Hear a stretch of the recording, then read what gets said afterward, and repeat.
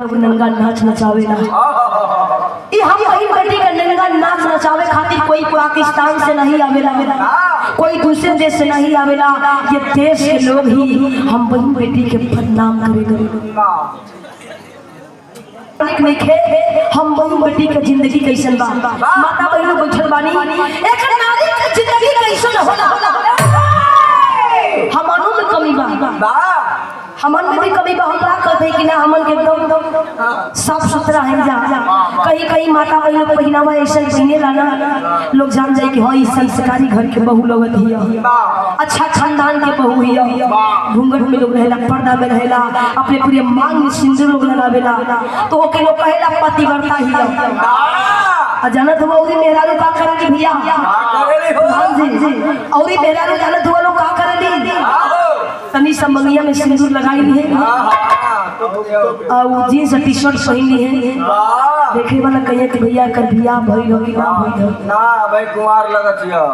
तो हमन में भी कमी बा, लेकिन गौर कइले बिरहा कैसन बा। आई मास्टर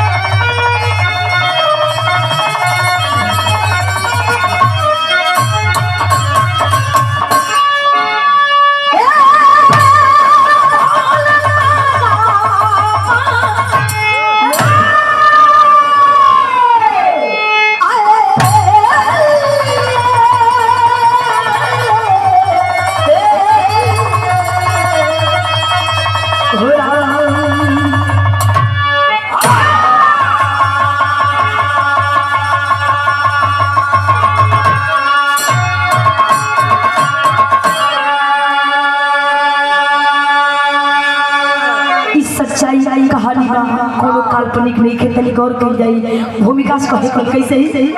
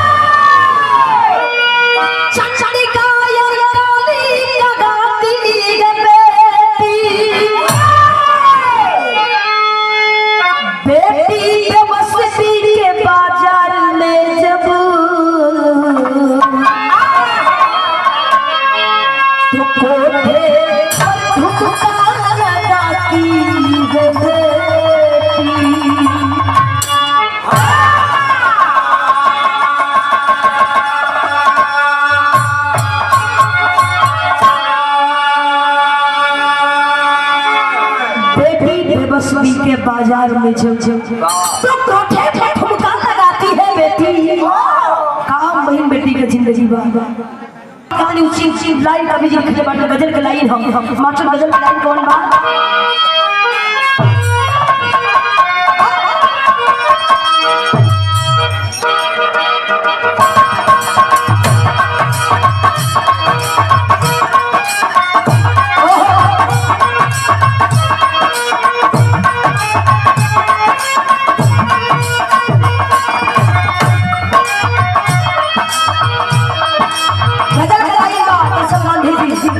प्रेमिका के बीच में बैठल रहा, हम तोरे को ताकत लगी, तू हमरे को ताको, दूसरा में मत झुला ना हो।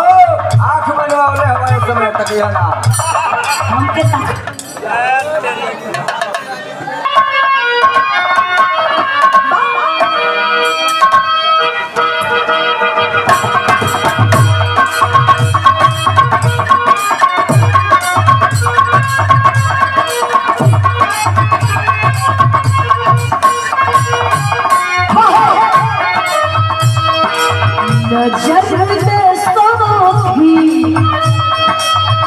हंसी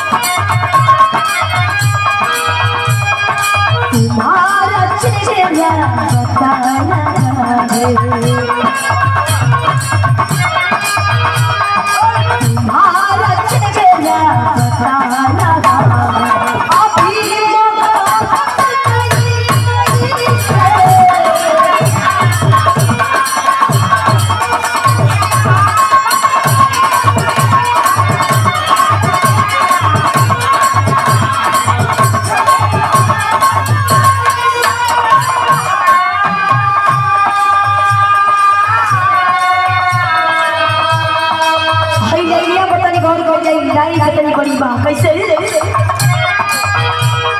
हम सपने वाला विश्वास करके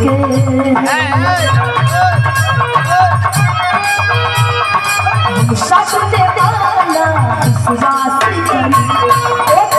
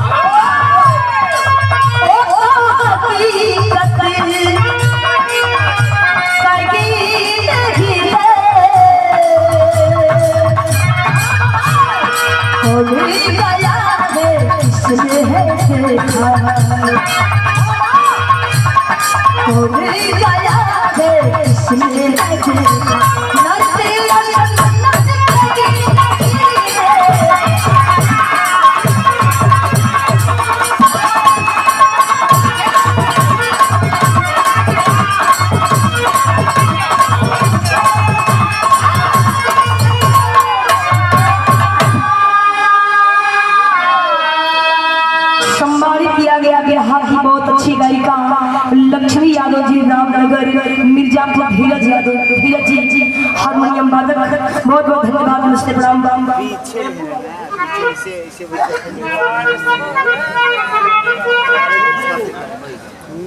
और सम्मानित किए भेटौरा की धरती से बहुत बहुत धन्यवाद।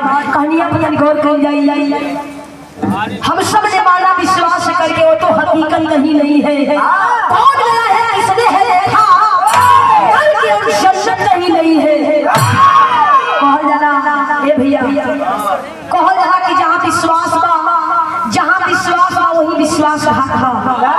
दुश्मन जल्दी दुश्मन के संग अटैक नहीं करे लेकिन आपन कब दगा दे दे कब धोखा कर दे एकर कोनो गारंटी नहीं है। कहे के हमर को कह देली जाके हमार दादी मर गई स्वर्ग में गई हमार बाबा स्वर्ग में गई अब बाबा आके बताइए ना कि हम स्वर्ग में बनी कि कहाँ बनी मुँहले के बाद आके बताइए नहीं आज ये कोई जाई नहीं तो स्वर्ग और नर्क के कहाँ बनी बा कहानी कैसन बा कहाँ के बा भाव है कैसे बात कर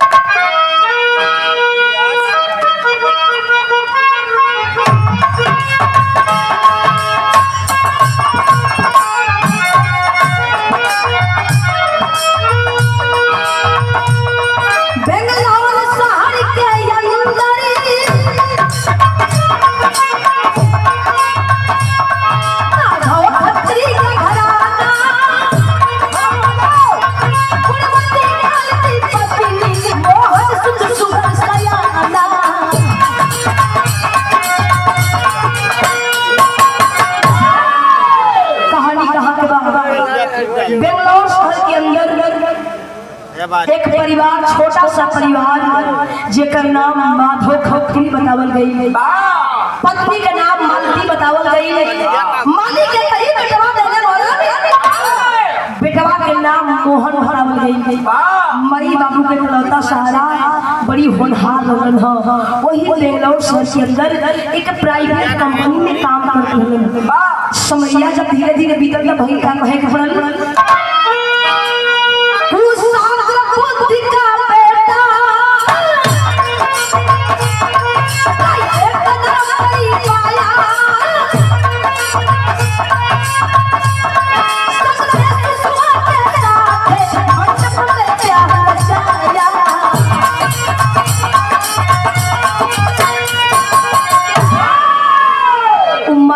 इकलौता बेटा जेकर नाम मोहन बा। मोहन हरिया भई जो लड़की के नाम सुषमा बतावल गई। सुषमा गरीब परिवार के बिटिया रहे, बहू रहे। जब घर में आई ही खुशी के माहौल बा। प्राइवेट कंपनी में मोहन काम करत रहलन, छुट्टी मिलले बा। अब इन सदिया के 15 दिन बीतल रहे हो भैया। अब इन शादी के मात्र 15 दिन बीतल रहे। मोहन जौना कंपनी में काम करत रहलन, उहे कंपनी 1 महीना के लिए मुंबई भेज देलस। दुल्हन रोवे लागल, कलश काजी रोवा जात बनी काम में छोड़ के। हमार किस्मत ऐसन बात बिया भइले 15 दिन ना बीतल आप मुंबई जात बनी। मोहन कल घरे पगली 1 महीना खातिर न जात बनी रे। काहे टेंशन लेत बड़ी, आज जब हम 1 महीना बीतत वापस आ जाई। मोहन जब मुंबई गइलन ह, बारे मोहन माई बाबू के एक सहारा बेटा जो 1 महीना के काम रहे, जब 1 महीना के काम रहे मोहन को के 15 दिन में खत्म कर देना। दिन रात मेहनत करके 15 दिन में खत्म कर देना। छुट्टी कितना दिन बचल? 15 दिन बच गई। मोहन अपने दुल्हन के लगे सुषमा के लगे फोन कर गन, अपने दुल्हन से खुशखबरी सुनावत बनन। गीत लागल, गीत का बन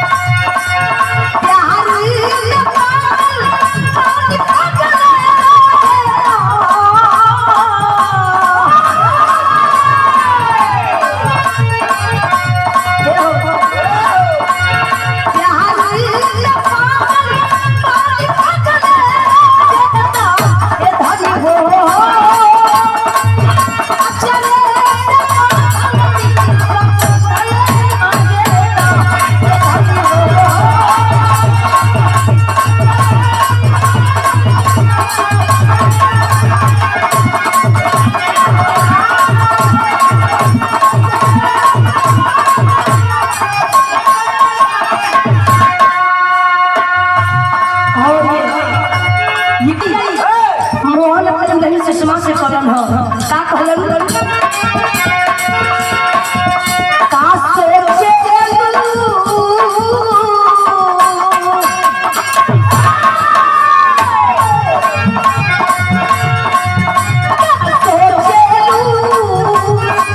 तू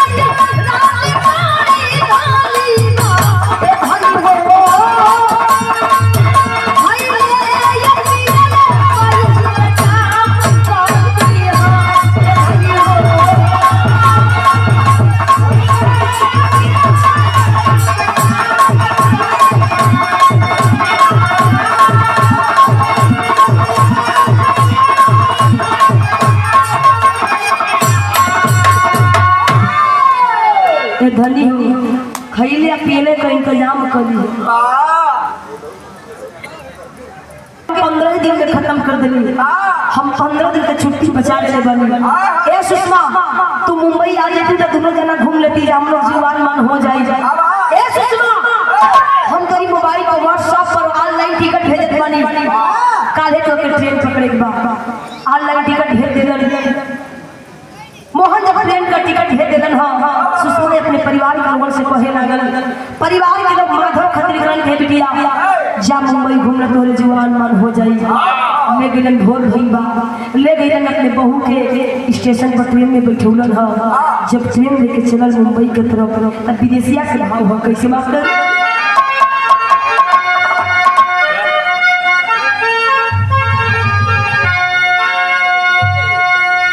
सोचली सुषमा सयानी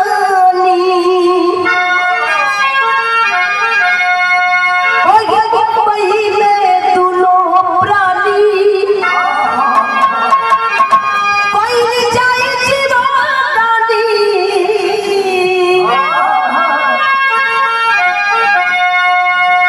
माई के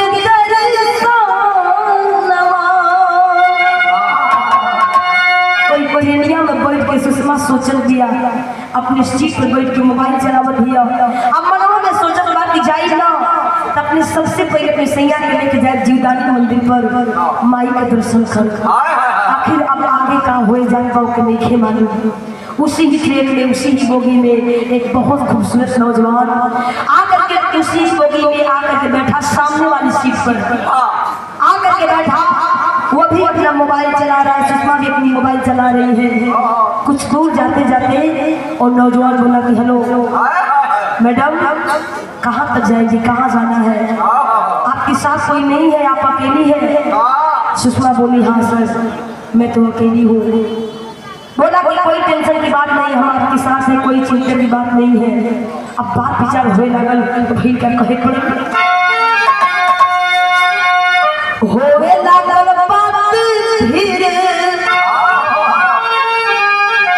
विश्वास घात भइल बेबसी के दवाई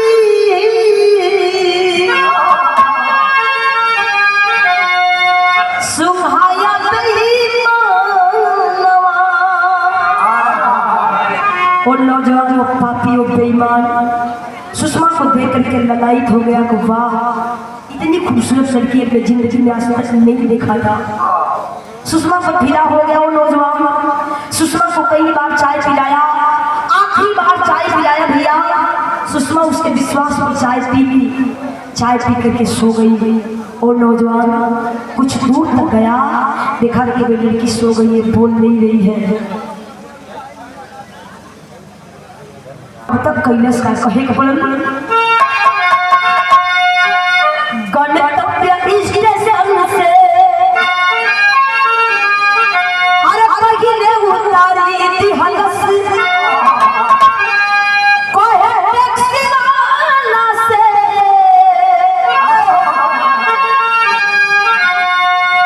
बीमारी मोरी जनवा। मुंबई से पहले सुषमा को लेकर के बेहोशी हालत में सुषमा बेहोश हो गई थी उस चाय को पी करके, इसलिए कि चाय में नशे की गोली डाल दिया था। चाय पी करके सुषमा सो गई। सम्मानित यादव से कहा कि अपनी धर्म पत्नी है, इसका तबीयत ठीक नहीं है, इसका इलाज कराना है। कहाँ लेकर के गया और इधर की बात सुनी। इधर मोहन अपने दुल्हन से कदम के सुषमा हम तुम्हारे स्टेशन पर कुर्ला स्टेशन पे इंतजार करो, हम ट्रेन की लोकेशन मोबाइल में देखत बानी, तू टेंशन मत करे तो क्या हम रिसीव कर ले। अपनी मनवा में सोचत बा कि मैं दुल्हन की हम 15-16 दिन के बाद देखे जान पानी। हमार दुल्हन में सुषमा आवत ही कितनी सुघर हुई हो, अपनी मनवा में सोचत बा कहत तेरी के भाव हो कैसे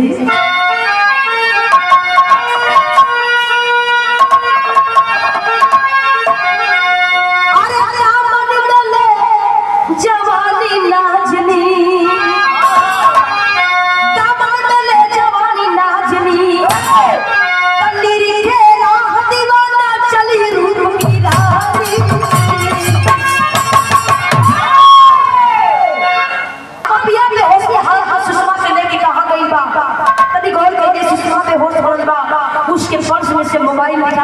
स्विच ऑफ कर दिया और लेके गई कहाँ तरी गीत लगल गीत कवन बा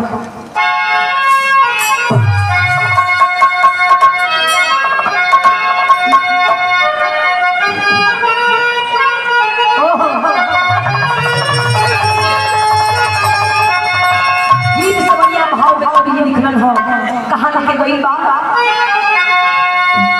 बाजी के जंगल में फसल चिड़ैया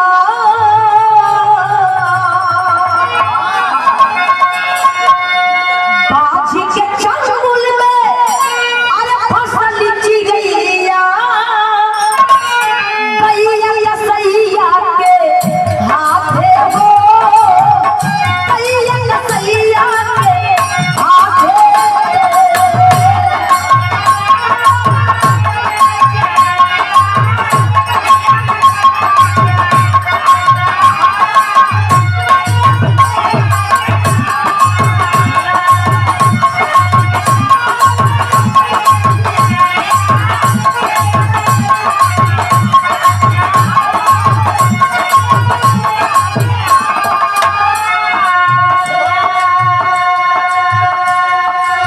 स्टेशन पे मोहन इंतजार कर रहा है और भाई भैया कहाँ लेके गई बा लेके कहाँ गई पे हो हालत में कैसे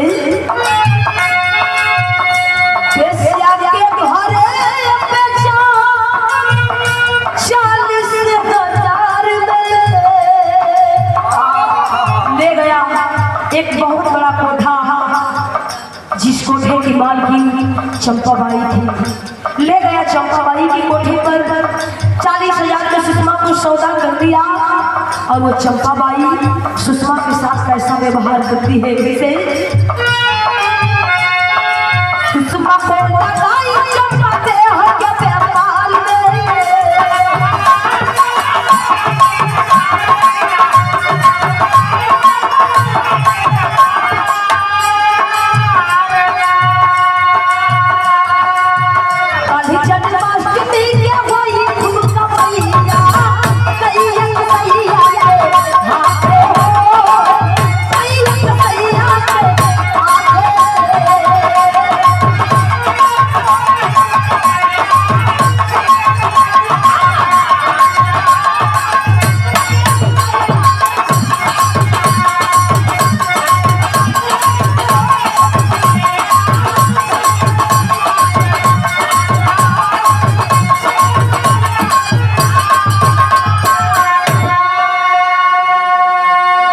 चंपाबाई खवाले कर दिया वो पापी और नौजवान चंपाबाई देख करके सुषमा कितना ललायत हो जाती है। अरे वाह आज तक मेरे कोठे पर ऐसी लड़की नहीं आई थी इतनी सुंदर इतनी खूबसूरत उतने देर में भैया सुषमा को होश आ गई अचानक उठ के बैठ गई चारों तरफ देखे लागल करिश्मा मैं तो ट्रेन में थी और मैं कब यहाँ आई माँ मुझे बता दे माँ मुझे बहुत टेंशन बहुत घबराहट हो रही है मेरा मोबाइल भी नहीं है माँ और तू कौन है माँ ये जगह कौन सा है वो चंपाबाई कहती है लड़की का आवाज कितना प्यारा है वाह कितना मीठा इसका आवाज है चंपाबाई कहती है लड़की तुम्हारा नाम क्या है तुम्हारा नाम क्या है करिश्मा मैं बता दूंगी लेकिन बता मैं कहाँ आऊँ ये जगह कौन सा है चंपाबाई कहती है सुन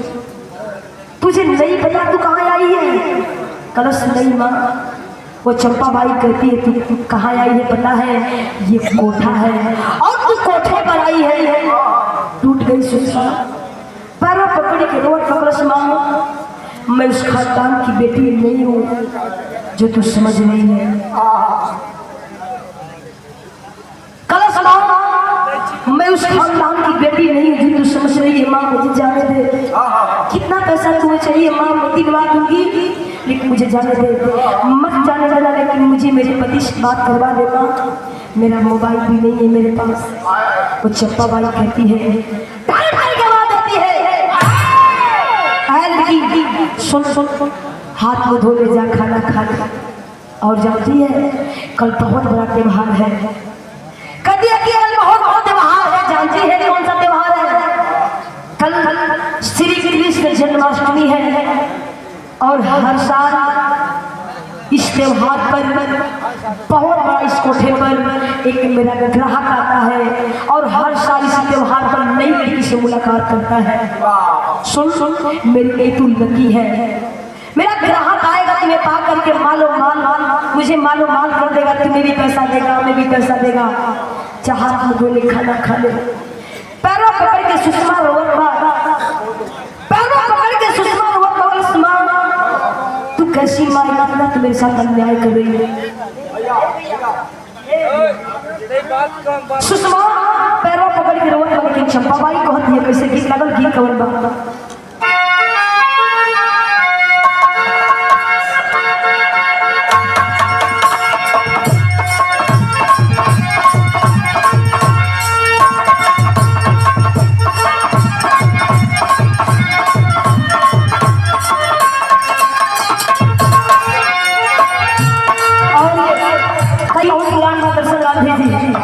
गीत के बोले नहीं रहे लेकिन दौड़ा के बाद कभी ध्वास हंसने वाली की चीज वक्त छा कोनो ननद भौजाई के बीच में बैठल बा, भौजाई को हट ही होता अहूरी तक कसले दिया नकलिया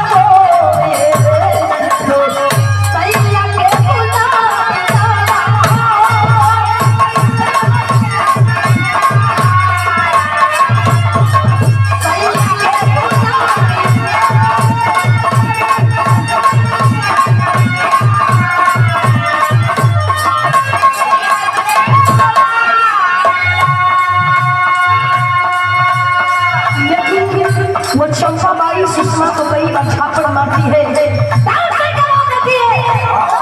अरे लड़की का ढेर नहीं देना इसको छापड़ जा हाथ धो ले खाना खा ले।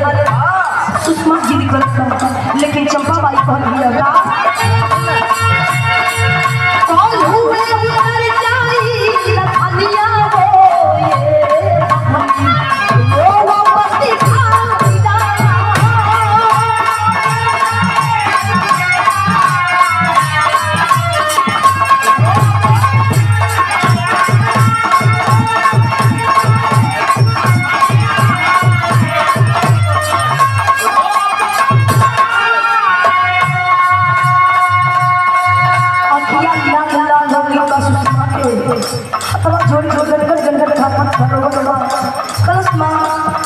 एक बार मुझे जाने दे, तू जितना पैसा बोलेगी उतना दिलवा दूंगी, लेकिन चंपाबाई कहती है मुझे पढ़ा मत नौटंकी मत कर, जितना तुमसे कहा जाए उतना तू काम कर। बहुत भाई सही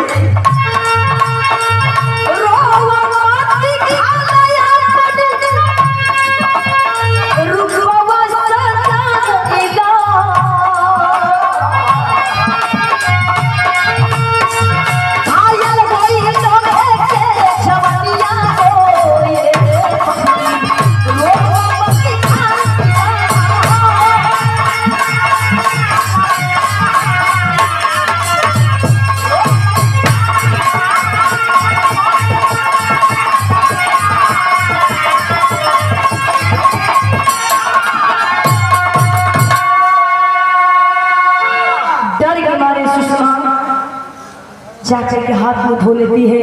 इतना गंदा इतना अश्लील कपड़ा दिया गया सुषमा को कोठी पर पहनने के लिए। चंपाबाई कहती है सुन हाथ में धोने तैयार हो जाओ, ये कपड़ा पहन लेना, मेरा ग्राहक यहाँ से खुश होकर के जाए, उसे निराश मत करना। लेके सुषमा डर के मारे गंदा कपड़ा अश्लील कपड़ा पहन करके कोने में बैठ कर रोड पर का हो वाली का भगवान कन्हैया द्रौपदी की तू जान बचा देला। एक भाई बन के लाल बचा देना का। एक कोठे पर एक बहन, एक भाई, एक पत्नी, एक बहन और एक पत्नी के बेटी के इज्जत चल गई का। वही कोठवा के कोने में बैठ के भगवान का भैया जी से गुहार लगाओ के मालिक हमारे लाज के बचा दो। कहत ये कोनवा में बैठ के का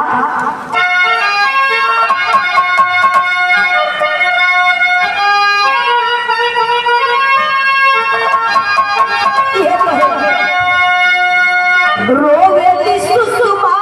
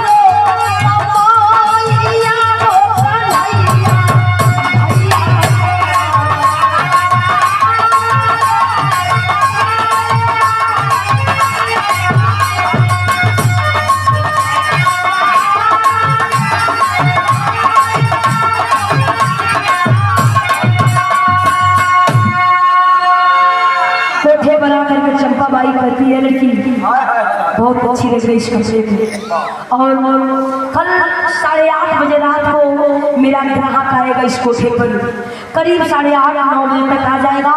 तुम रोना मत, अब जो होना था हो गया, अब रोने से कोई काम नहीं चलेगा। ये भैया रतिया तब बीत गई। सुबह भाई कोई कोठा के अगल बगल भगवान का भैया भी जाए, कोई जयकारा लगावत बा, कोई भजन गावत बा, लेकिन सुषमा रोवत बा। दिनवा तब बीत गई। जस रतिया होत बा सुषमा गनगन कापत बा कि आज हम जेकर शिकार पानी। भगवान का नैया मत को सुवाई ना भाई कोठा पर रोवत बा। रात भरी करीब 8:30 बजे रतिया में उसी कोठे पर बहुत बड़ा पैसे वाला अमीर व्यक्ति फोर व्हीलर गाड़ी से आया, सूटकेस में पैसा लेकर गया कोठे के अंदर, ले जा करके चंपा बाई को दे दिया। चंपा बाई कहती है, सुषमा के रूम की तरफ इशारा करती है। वो हंसते मुस्कुराते सीढ़ियों से गया उस कोठे पर, उस सुषमा के रूम की तरफ गया। सुषमा अपने खिड़की से निहार दिया। पापड़ से भाव कैसे मास्टर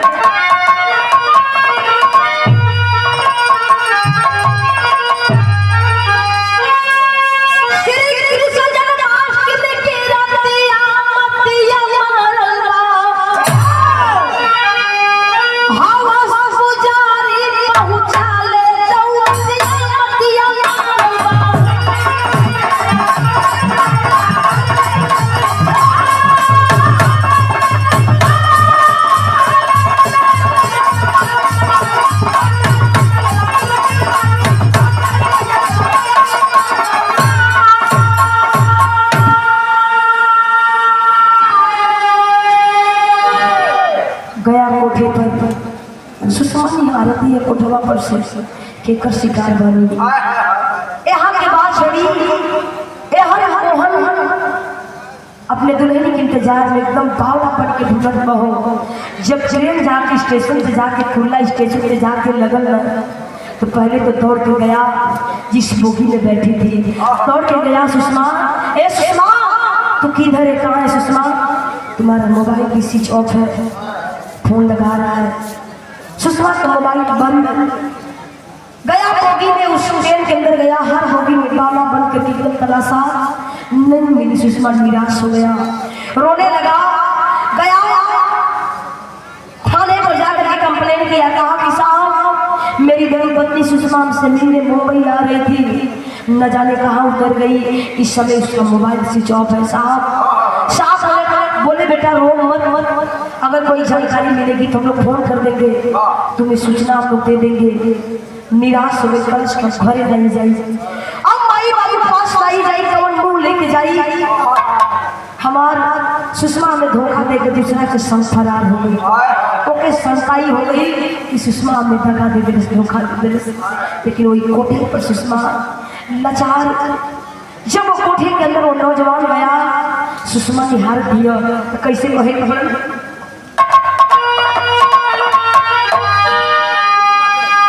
सुषमा की कोठरी के अंदर किया परवेश नारी हो, पर्दे के आड़े से सुषमा अरे रागत को निगारी हो। वही घूंघट में से निहारत बा, भले वो शरीर कपड़ा पहने वाले, लेकिन अपने दुपट्टा से अपन मुंह के ढक के लिया। वही घूंघट में से निहारत बा, श्री कृष्ण जन्माष्टमी की रातिया मतिया मारन बा, हम गुजारी पहुंचले दौलतिया मतिया मारन बा। गया अंदर वो नौजवान, कहा कह रानी है, हेलो तुम नीचे बैठी हो, तुम कोने में बैठी हो, तुम्हें नहीं पता है आज तुम्हारे साथ रात बिताने के लिए मैं कितना पैसा दिया हूँ। आजा बेड पर बैठ जा, तो हमसे शर्मा रही है, मत शर्मा, आजा बेड पर बैठ जा। सुषमा रोवत बा, हिचक हिचक रोवत बा, धीरे धीरे गई और नौजवान के पास पैरवा पकड़ के रोवत बा, पैरवा पकड़ के रोवत बा। कलश की साहब आप जोन जोन मनी साहब हुए हुए ऐसा, लेकिन हमारे बतिया तो सुन नहीं कलश की। और नौजवान रहा कि क्या कहना चाहती है सुषमा, कितनी बड़ी बात बोलल बा। आधार भाव हुआ कैसे,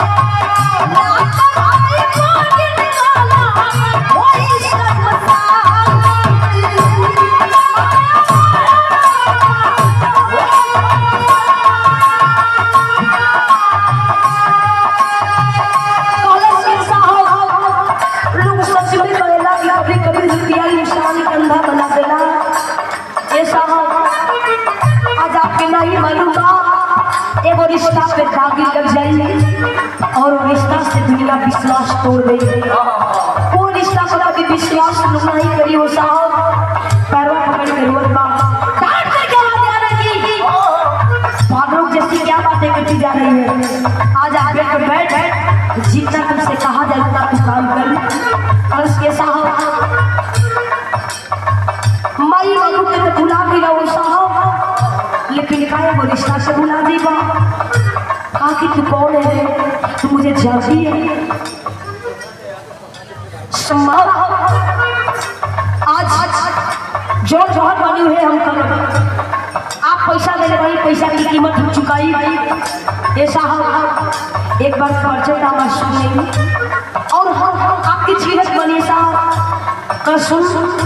मैं इस कोठे पर तुमसे पहली बार मिला हूँ, आने के लिए तो हर साल आता हूँ, लेकिन हर नई लड़की से मुलाकात करता हूँ और तू मेरे लिए नई है, मुझे जानती है। कल उसका ना जानो कौन वही अपने भाई के ना जानी हो साहब, यही गोदी में अपनी तो के खिलौने ही साहब। एक दिन ये हाथ में हम राखी बदले, कहा कि सुन पागलों जैसी बात मत कर, आज मेरा मूड बना तो खराब मत।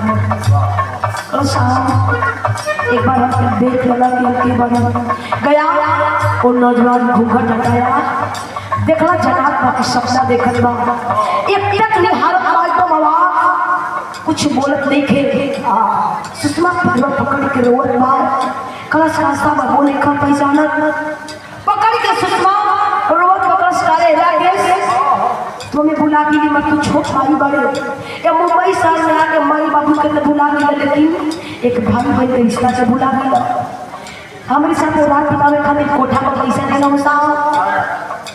दोनों भाई बहन गले में गले लग के रोज बगल राकेश अपने बहन के मुंह पर हाथ लगाया। हंस की दीदी तुमसे एक बात बता, कहत कैसे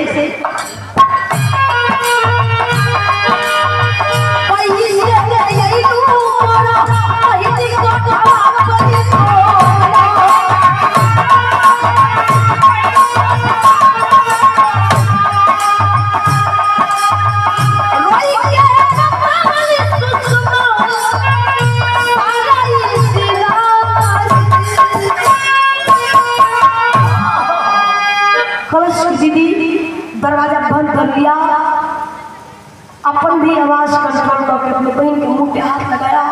एकदम चिल्ला के रोवत दिया सुषमा। कस की दीदी हम तो ग्राहक बन के कोठा पहली हो, लेकिन तू कैसे एली है रे? सारी बात वो ट्रेन वाली बात सुषमा बतावे लगले, बाबू हमार शादी हो गई बा, हम मुंबई मेरे जीजा के पास जाते रही मोहन के पास। ट्रेन में एक नौजवान हमसे मिला, हमसे बात विचार किया, हमको कई बार चाय पिलाया। उसके बाद मैं कब सो गई कब बेहोश हो गई, ला करके कोठे पर बेच दिया, नहीं पता है। राकेश कहा धन्यवाद। राकेश कहा कि दीदी अब तुझसे हम वादा कर बानी भले हमार जान चल जाई, लेकिन हम कोठा पर तो एक मिनट रहे नहीं दे। राकेश जाए लगे ठीक से, बाबू ए राकेश हम तीन कुछ मछली भैया, लेकिन हमके कोठा से बाहर निकाल दिए मत भैया। हम कैया के खाना खेले बनी, कैया के पानी पिए बनी, हमें बाहर निकाल दिया। राकेश एकदम हंसते कोठा पर से उतरल, कोई एहसास ना भई कि दोनों भाई बहन हैं। उतर के आया, कोठे की मालकिन को पैसा दे दिया, चला आया और गई कहा मोहन के पास। सुषमा बतैले रहे, नंबर भी देले रहे। मोहन के पास जाकर सारी बात बतौलन। हाँ मोहन गैलन थाने पर, पहले से कंप्लेन भेजे रहे। मोहन गैलन थाने पर जा करके दरोगा जी सारी बात बतौलन। हाँ दरोगा जी अपने दल बनने के कोई कोठा बदलन, कोठा पर छापा पड़ल, भगदड़ मच गई, हाकार हो गई हो भैया कि आखिर कोठा पर कैसन हल्ला होत बा, कैसन लोग चिल्लात बा, सबे हरे हम लोग भागत बा। सुषमा खिड़की से निहारत बा कि आखिर कैसन हल्ला होत बा, देखत बा अपनी पति मोहन अपने भाई राकेश के वही खिड़किया में से निहारत बा। हो पौरैया के भेष, बगली के भेष बना के दौड़त भागत वही सीढ़िया पर से आके, सीढ़ी से दौड़त आई, दौड़ के आके अपने पति मोहन के भार अखबारी पकड़ के रोवत बा, फफन की कलश हमके जल्दी से लेके चली।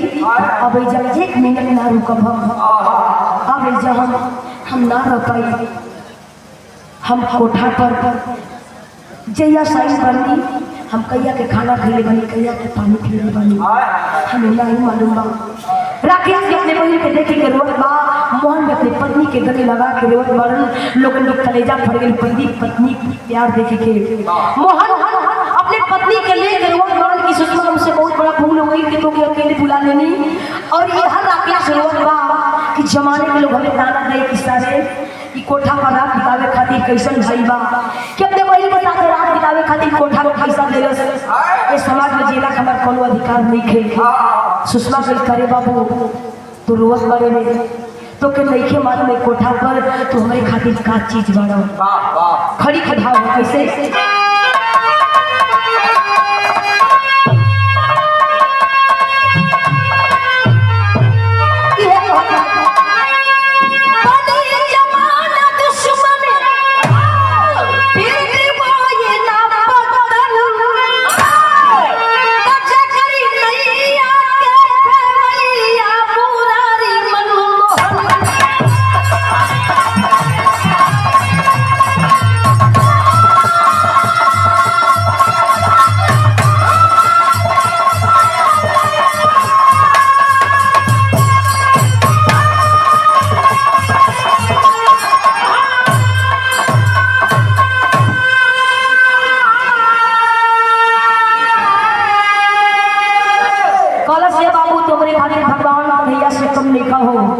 एक कोठवा करे हमार भैया, अगर तू ना आई होता ते कोठा पतवरी अलावा दूसर कोई जरूर आई हो, दूसरा के शिकार जरूर बनल होती।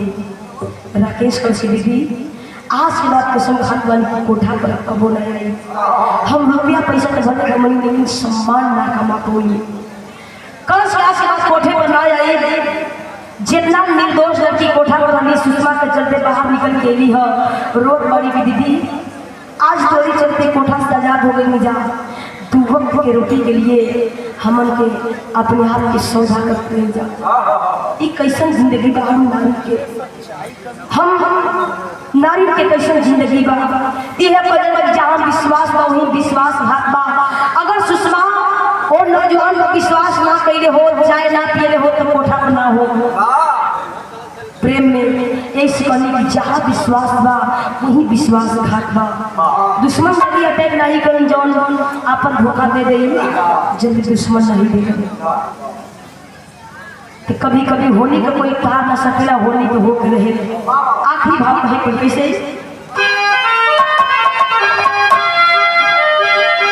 हरि अनंत हरि कथाय ललिता